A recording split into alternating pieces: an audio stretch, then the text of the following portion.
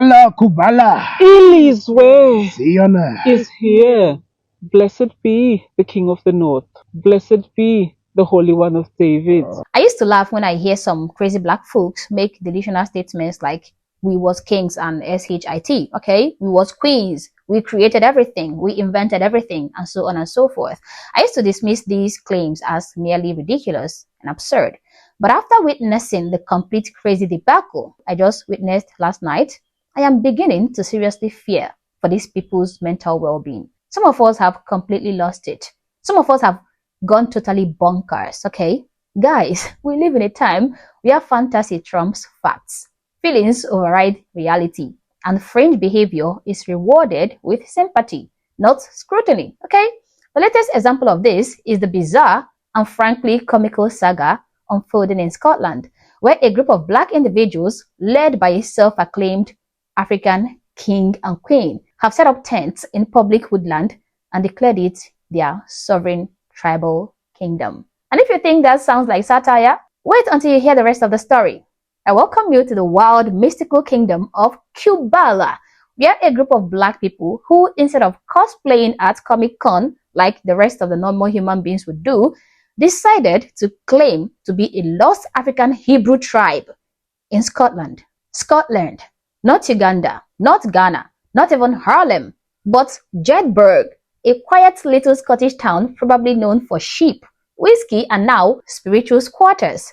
They refuse to follow British laws, claim to live under divine laws provided by their God, Yehovah, and have posted bizarre messages threatening judgment upon children in Scotland.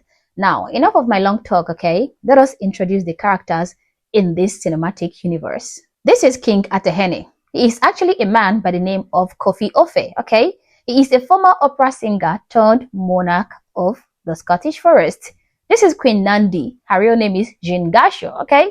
She's the queen, the prophetess, and apparently the one who hears directly from Yehovah. And the star of the show, guys, this is Kaura Taylor. She now goes by Asnat, okay? She is a Texas woman originally reported missing by her family. But don't worry, she's alive and well, just out here in the Scottish woods, pretending she is in a biblical Netflix reboot. La Kubala Elizwe Siona. is here. Blessed be the King of the North. Blessed be the Holy One of David.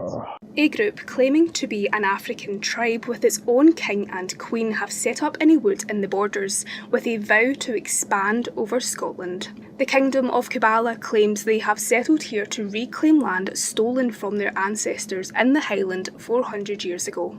But vigilantes are targeting the group of 3 who are based in Jedburgh and been hit with an eviction notice by the council. 43-year-old Jean Gasho, who declares herself tribal queen Nandi, documented life with her husband, 36-year-old King Atehene, whose real name is Kofi Ofe, and their handmaid Asnat Cora Taylor, giving an insight into the Kubala way of life on the site. Authorities served the trio an eviction notice earlier this month, but ahead of that, their camp was pulled down and their rebuilt shelters were set alight. The Scottish Sun tracked down the tribe at their new camp in Woodland near the town's school, which they say was set up following the fire by kind residents who have been supporting them with donations of tents, clothes and food. The queen and handmaid kneeled on each side of the throne sat upon by their king, who donned a crown made from twigs, pine cones and leaves, and whose shoulders were draped in a leopard print blanket.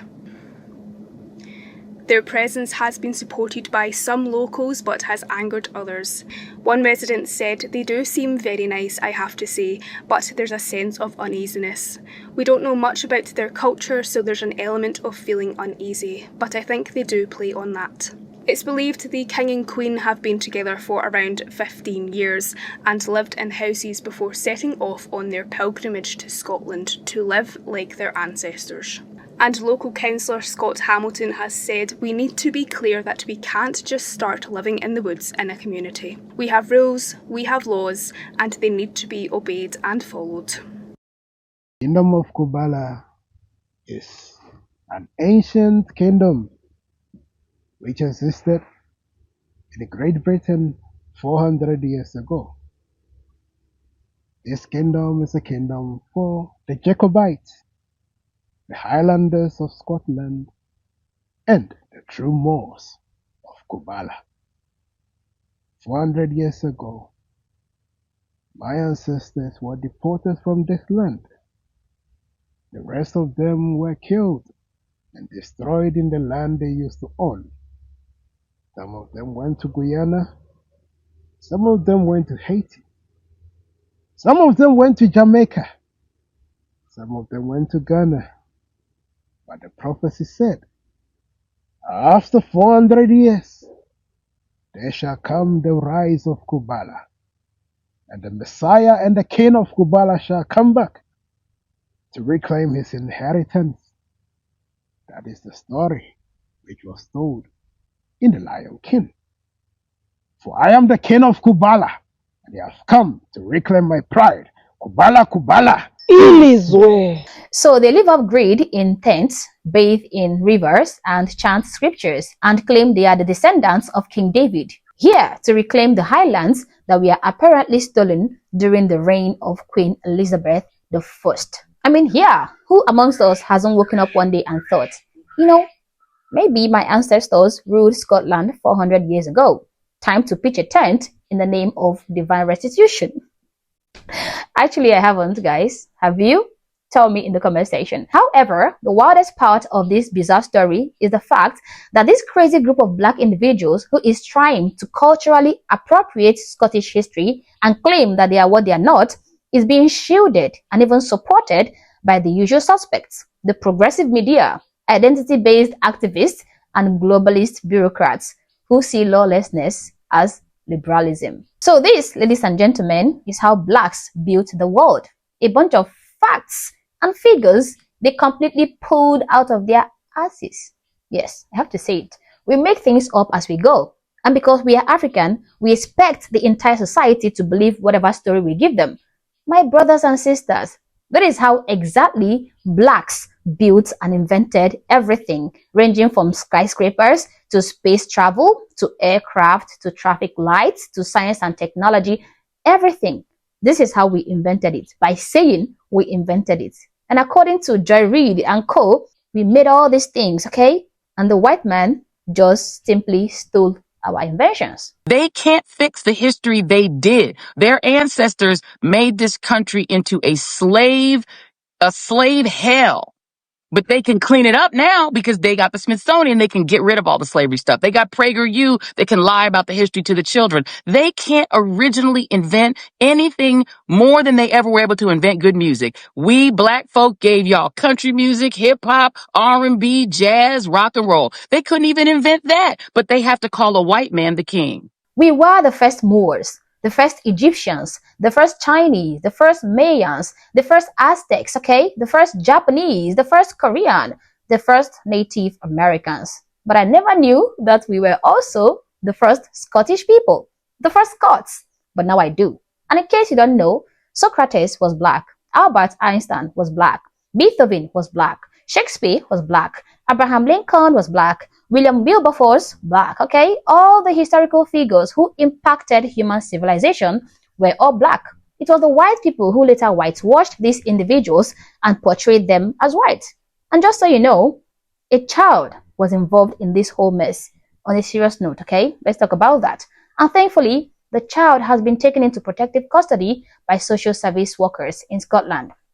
The Texas woman by the name of Cara Taylor apparently came to this so-called Kubala kingdom with her infant child in tow. Now, according to sources like the New York Times, this group had previously displayed a banner stained in red, referring to bloodshed and children, a chilling, unhinged message that would have sparked a national outcry if the ideologies were practiced by white people, if the roles were reversed. But since it is black people, where is the outrage? Where are the so-called human rights activists? Nobody cares, because child welfare only matters to progressives when it fits their narrative. The same drama would be immediately shut down if a group of white Brits pitched tents in Nigeria, claimed to be the lost Celtic tribe, rejected Nigerian laws, renamed themselves as Gaelic prophets, and began chanting in ancient tongues while evading taxes, ignoring child welfare, and refusing social services. Would they be treated as spiritual pioneers? Hell no. They would be laughed out of the country, likely arrested and dragged through the mud for cultural appropriation, colonial arrogance, and even disrespect of local laws. But African royals are claiming lands in Scotland, and people think it is spiritual liberation. Now, UK authorities have served them eviction notices, and guess what? They refuse to leave because apparently British law doesn't apply in the Kingdom of Kubala. Okay? It doesn't. Now, this story exposes how completely broken the Western system is. If you are a citizen, okay, and you camp in public land, you are a criminal. But if you call yourself royalty and you are black or from a minority group, and you claim ancestral trauma and chant spiritual stuff, you are a freedom fighter. But guys, the Kingdom of Kubala is a delusion. A sad, chaotic, comical delusion, okay?